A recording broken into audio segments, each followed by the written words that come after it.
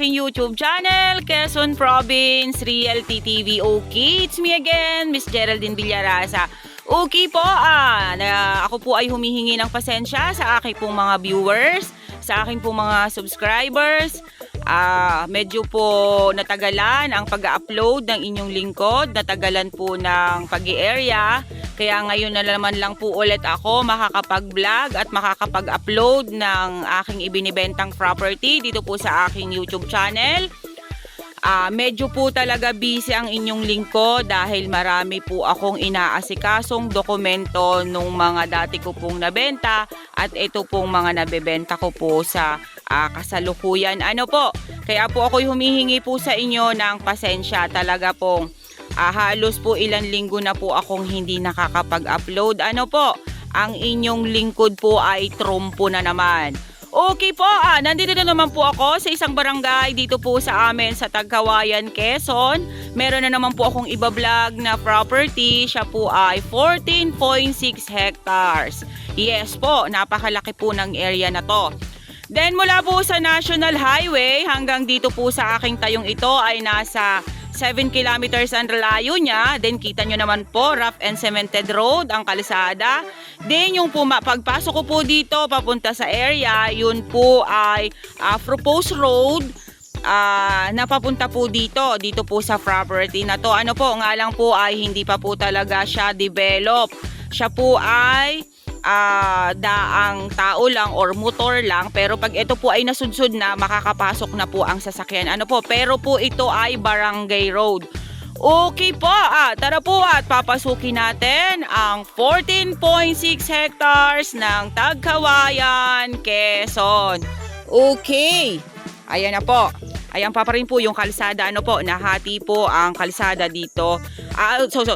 Nahati po yung property ng kalsada, ng proposed road. Ito po ang start ng property. Yan pong nyug na yan. Ayan, ito po ang mohon. Ayan. Ayan po yung first mohon. Yan po ay pumaganyan dyan sa kabilang yan. Then sabi ko nga po sa inyo, ito po yung barangay road na dito po mismo sa property dumaan. Kaliwat kanan po ay property. Dito pa lang po sa bungad, kitang-kita na po natin na napaka-productive po nung area. About po sa electricity, ayan, meron po tayong poste ng kuryente dito, kaya wala po tayong po problemahin. Then napaka-productive po nung area. Ayan po ang kagandahan po nitong aking property na to. Ang medyo hassle nga lang po dahil hindi pa po develop yung kalsada na papasok po dito sa area. Pero ang layo naman po niya doon sa kalsada or barangay road na develop na ay nasa 500 meters lang po. Kita nyo naman po yung kalsada nung pagpasok ko dito kasi talagang binidyo ko po. Para kung sakasakali man po na kayo ay mag-tripping, makikita po ninyo na yung kalsada talaga ay ganon. Kasi mamaya, minsan po kasi sasabihin okay na yung kalsada, mapapasok na yung sasakyan, pero pagdating ng buyer ay hindi naman po nakakapasok. Ano po, ayoko po naman ng ganon. Gusto ko po ay talagang makita po ninyo kung anong kalagayan. Okay, dito po sa side na to, ayan, meron po siyang Nara tree, then Indian mango, napakarami pong bunga ng Indian mango, then Nara tree pa rin. Ayan, tapos mga nyog. More on po ay nyog. Ang ganda po nung area, promise. Ayan po siya, oh.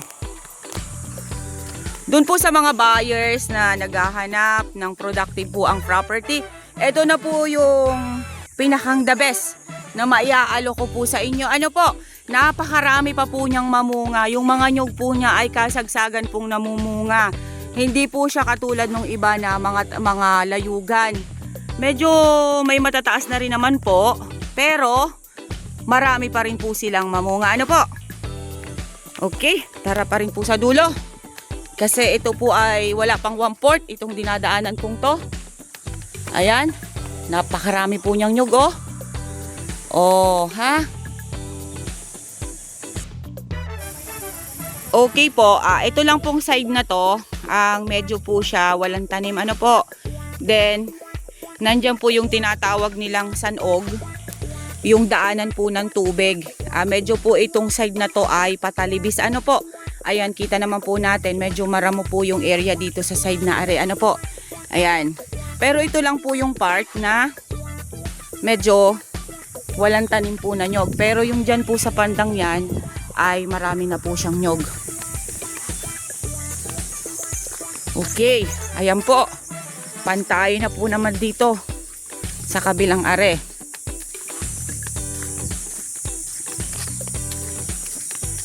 Ayan. Kita naman po natin, ayun, may mga nyug po doon. Then, halos mga batino po yung nandito sa side na to at antipolo. Medyo nga po dito sa side na are ay talibis. Ano po, hindi po perfecto ang isang property na ganito kalaki.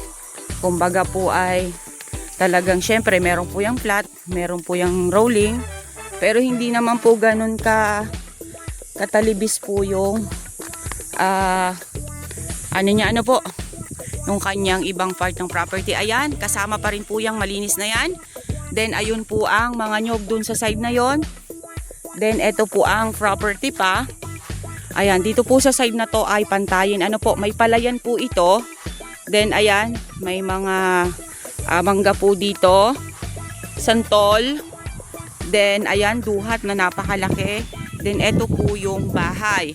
Ito pong area na to ay titira na lang po kayo. Ano po? Kasi meron na po ditong kuryente, may tubig na rin po dito na gumagana. Kumbaga po titira na lang po yung makakabili nito. Ano po? Ayan, napakarami pong Indian mango sa side na are. Then ayan, ito pong part na ito, medyo yung pong mga nyog is maliliit pa or katatanim pa lang. Ano po? Ayan. Ayan po, ito pong side naman na ito, ayan, mga nyug pa rin po dito. Then may mga nakatanim pong saging. Ano po? Ayan po siya. Then, meron po siyang palayan. Ang palayan po niya ay nasa 1 hektarya. Kaya yung nasa 13.6 hectares, yun po yung nyugan. Then, merong kaunting bakante.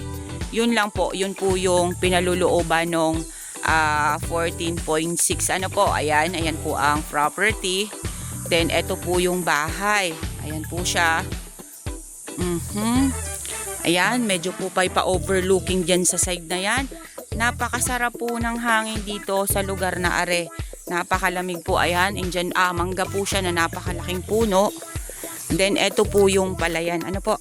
Ito pong side na are. Ayan, ang nyug niya po ay, ito po ay more or less po, ito ay mga nasa 2.5 kapuno ng nyug. Ayan. Ito po yung palayan niya. Ano po, din yung pong side na yan, kasama pa rin dyan. Medyo po pangilan-ngilan din po ang nyug dyan sa side na yan. Kasi nga po ay mga bagong tanim. Then ito pong side na are ang marami pa rin po ditong nyog. Ayan, mga saging. Then malinis po yung area dito sa lugar na to. Kasi yun nga po, sa laki po ng property ay dapat po talaga nito ay maraming tao para ma-maintain po yung kalinisan ng area. Ano po? Ayan, napakaganda po nung property. Ang ganda po, ang linis pong tingnan niya, oh.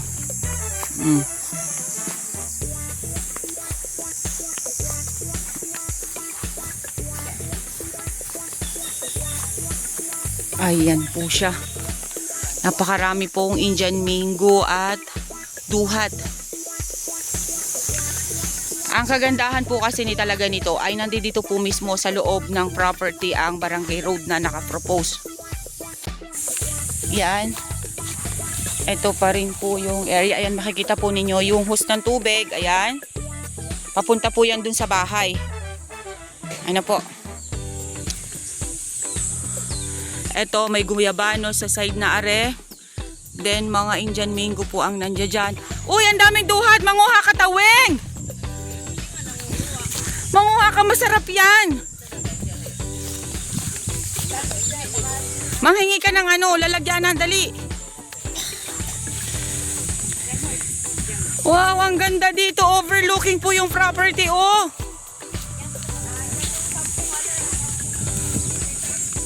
Ang ganda po! Ito pong property na to ay OCT title. Then, alam naman po natin, pagka OCT, ay meron po tayong manahan. Extrajudicial po ang labas nito. Ano po? Ayan. Medyo po dito, dahilig sa side na to. Then, ayan po, palayan pa rin po yung side na yan. Napakaamo po ng tubig sa lugar na ito. Ano po? Kaya wala po tayong problema dito sa tubig. Napakalawak po ng 14 hektaryas mahigit. Ano po, kulang na lang po ng kaunti sa 15 hektaryas. Isang titulo po yung 14.6. Ano po? Yun nga po, patay na po yung nasa titulo. Ang nagbebenta po ngayon is mga tagapagmana po nung property. Napakaganda po nung area, oh. Oh, wala po akong masabi. Ang ganda po niya. Productive na. Tapos ay ang ganda pa dito sa loob. Kulang lang po talaga sa linis yung ibang part. Ano po? Kasi yun nga po, sabi ko nga po sa inyo, sa laki po ng area ay talagang kailangan po nito ay maraming tao para po ma-maintain yung kalinisan po noong property. Okay, dito naman po tayo sa kabilang part ng area. Ano po? Okay, ito po yung una kong pinasukan kanina na may palayan. Ano po? Ito po yung palayan. Pupunta po tayo dyan para po makita natin yung mga nyog. Ano po? Ayan, ito po yung part na malinis na sinasabi ko sa inyo. Ayan, may mga saging po dyan. Then, meron pa rin pong mga fruit bearings. Ayun, napakarami po niyang duhat. Ako po ay nanginain muna ng duhat doon sa kabila. At ako po'y minsan na lang nakakakain ng mga ganon. Dahil bihira na po yan. Nung po ako'y bata pa ay merong ganyan ang lola ko sa likod bahay. Kaya paborito ko po ang duhat na yan. Ayan, may mga mangga pa rin po dito. Ayan po yung palayan. Then, eto, guyabano again. Then, ayan po siya, mga nyog. Ayan.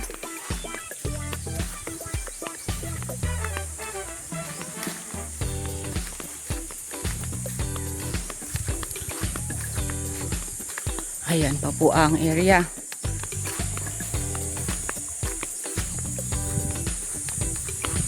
Napakarami po niyang nyug. Oh, may mga kambing po dun, ho.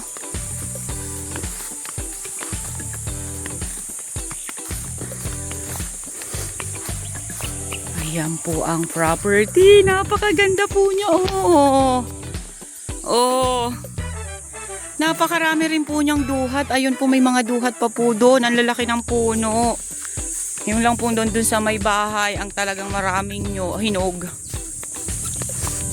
Ayan, dami nilang kambing. May mga part din po sila na medyo wala pong tanim. Ano po? Kasi ito nga po ay yung palayan. Then yung side na yon ay mga kahoy na matitigas like antipolo at saka batino. Ayan po siya. Ayan, napakarami po talagang duhat to. Ayun, duhat pa rin po siya. Ayan po, kunti pa pong pasada. Ayan. Ayan pa po ang kalawakan. Ayan pa po ang mga nyugan. Makikita po natin. About naman po sa cellphone signal ay meron pong signal dito sa area. Ano po? Ayan.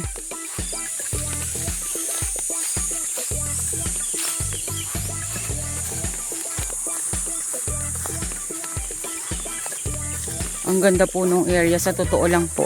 Kulang lang po talaga ito sa linis. Kulang po sa tao yung may-ari nitong area. Kaya po hindi po siya nalilinisan ng maayos. Ano po. Pero kung marami po itong tao or marami pong nag-aasikaso ng property niya ay malinis po ito. Ayun, may mga mahogany po dun sa side na yon. Then tara po, babalik na po tayo. At medyo po mainit na talaga. Dito po sa amin sa Tagkawayan ay talagang sobrang init nung mga nakaraang buwan. Pero sa ngayon po ay medyo po umuulan-ulan na rin. Kaya hindi na po ganun kasagting. Pero may time pa rin po na talagang sobrang sagting ng init. Katulad po ngayon.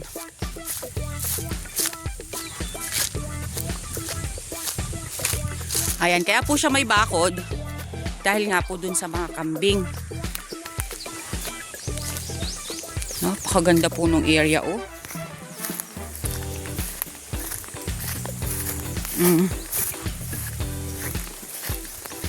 Ang ganda po nung area. Dito lang po sa may bungad talaga siya malinis. Pero yung mga padulo na po ay medyo po siya masukal na. Talaga pong hindi na aayos yung nyugan. Hindi po, kumbaga po, hindi po nalilinisang masyado yung nyugan. Ano po? Karamihan po kasi naglilinis ng nyugan pagka papakopras. Ayan pa po, konting pasada pa po. Ano po? Ayan. Ayan po ang property. Then ito po yung sa may kambingan. Ayun po yung bahay ng kambing. Ay ko.